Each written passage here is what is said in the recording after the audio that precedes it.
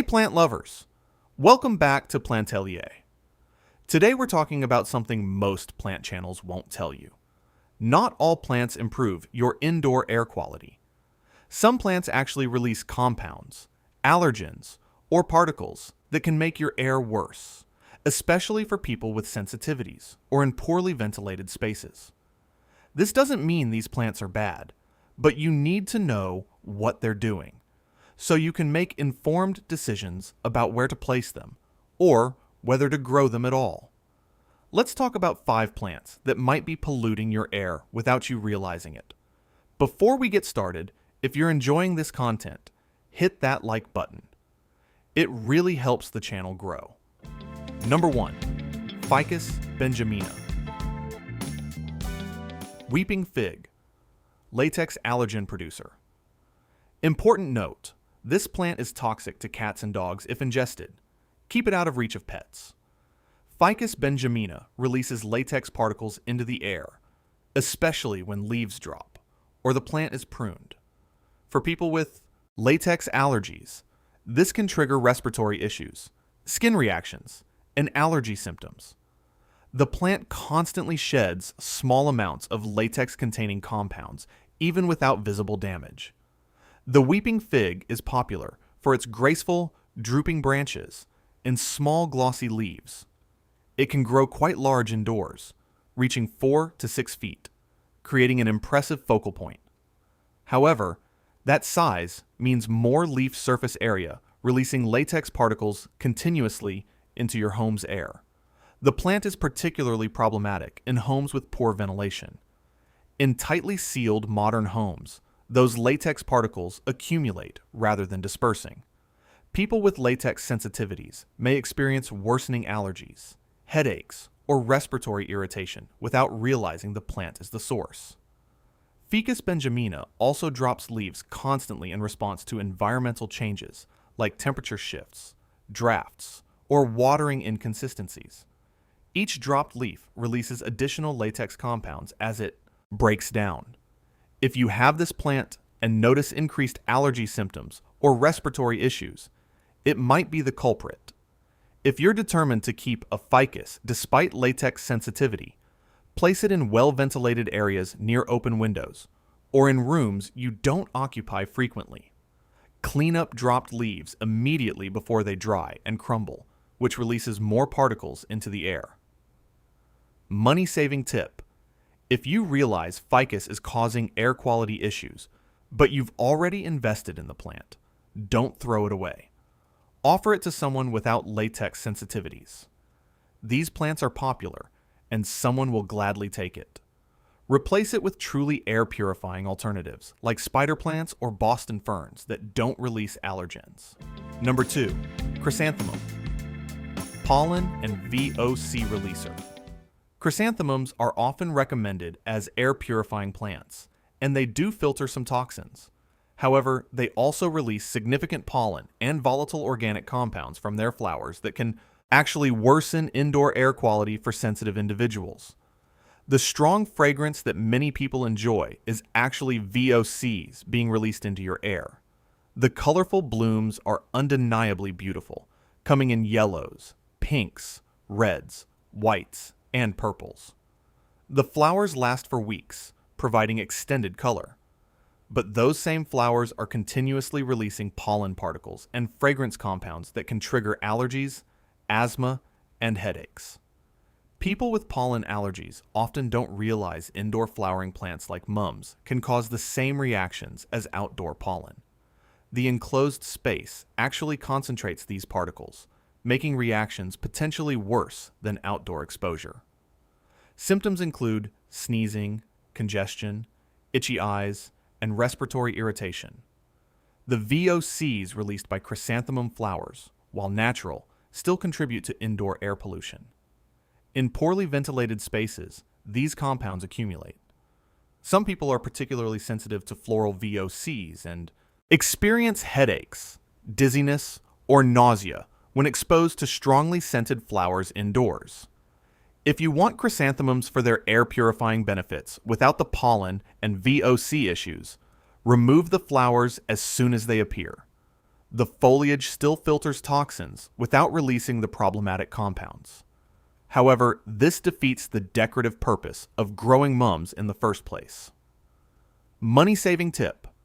Instead of buying chrysanthemums repeatedly for indoor color, invest in non-flowering air purifiers like Dracaena or Sansevieria that clean air without releasing pollen, or VOCs. You'll save money long-term and actually improve air quality rather than creating a mixed situation. Number 3.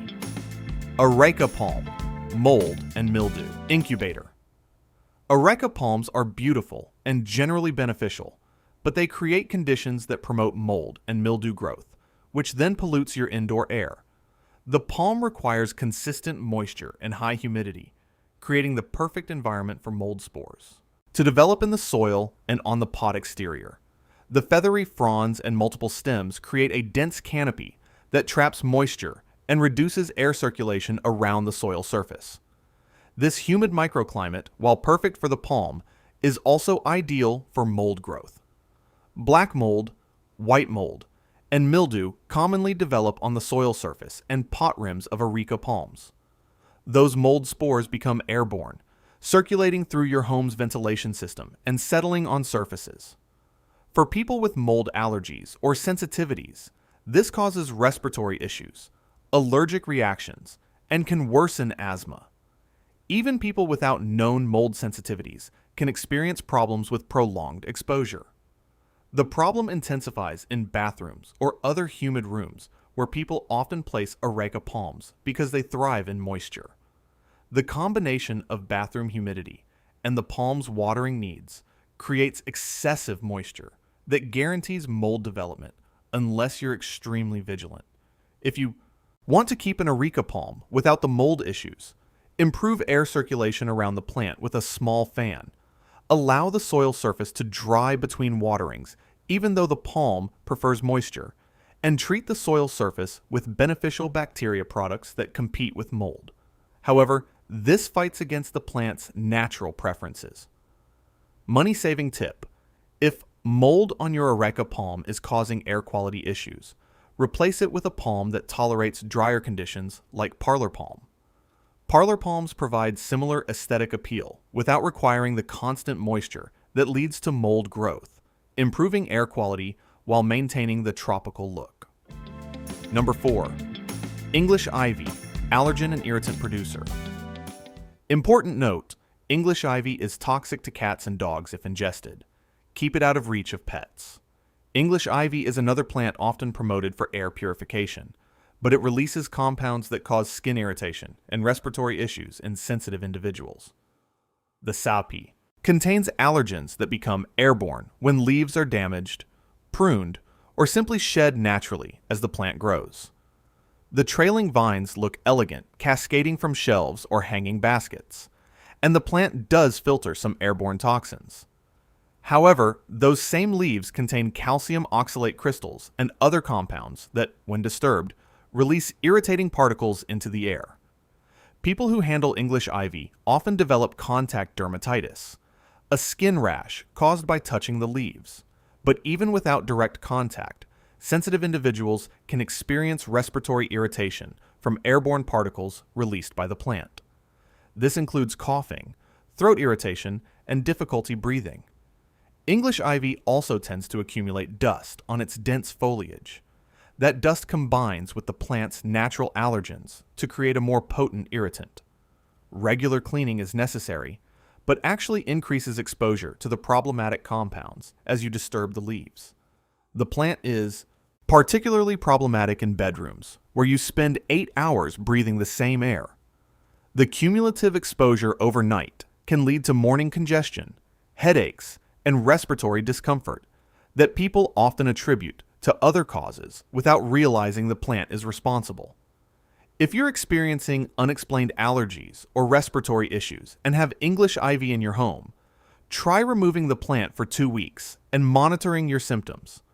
If they improve, you've found the culprit. Money-saving tip. English ivy is inexpensive but potentially costly in terms of health impacts. If you need trailing plants, Switch to pet-safe and non-irritating alternatives like string of hearts or tradescantia that provide similar visual appeal without releasing allergens. Number 5. Ferns with heavy spore production, airborne particle pollution. Many ferns, particularly Boston ferns and maidenhair ferns, release massive amounts of spores into the air as part of their reproductive cycle. These microscopic particles become airborne and can trigger allergies, asthma, and respiratory irritation in sensitive individuals. Ferns don't flower or produce pollen like other plants. Instead, they reproduce through spores released from the undersides of their fronds. A single fern can release millions of spores when conditions are right, creating an invisible cloud of particles in your home's air. For most people, fern spores don't cause issues. However, for individuals with mold or spore allergies, ferns can be highly problematic. The spores are similar in size to mold spores and trigger the same allergic responses: sneezing, congestion, itchy eyes, coughing, and difficulty breathing. The problem intensifies when ferns are placed in bathrooms or other humid areas where they thrive. The humidity triggers increased spore production, and the enclosed space concentrates those spores in the air you breathe during showers and morning routines. Not all ferns produce spores equally. Young. Ferns produce fewer spores than mature plants. If you have a fern that's never caused issues but suddenly triggers allergies, the plant may have reached reproductive maturity and begun heavy spore production. To reduce spore release, mist ferns less frequently than typically recommended, as dry conditions suppress spore production. However, this conflicts with the plant's moisture requirements and may lead to brown, crispy fronds. You're essentially choosing between plant health and air quality.